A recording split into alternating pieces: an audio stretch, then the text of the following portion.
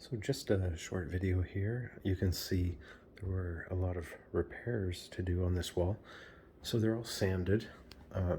Big thing is just to make sure that there's no high points, that the sanding, all the edges, everything's smooth, and there's nothing that would be sticking out that you would see through the primer. So once I do all the sanding, then I like to prime the entire surface.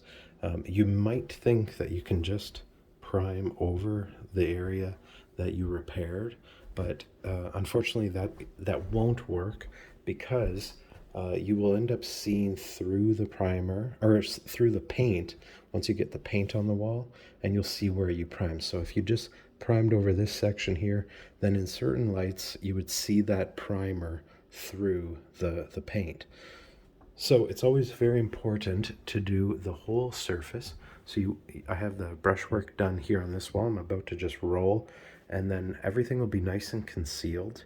You want to prime the entire surface, and then you will not have that issue where you will see through the paint and see where you primed. So I like to use a primer called Bullseye. I find that it is the superior primer on the market. It works really, really good to conceal over the repaired areas.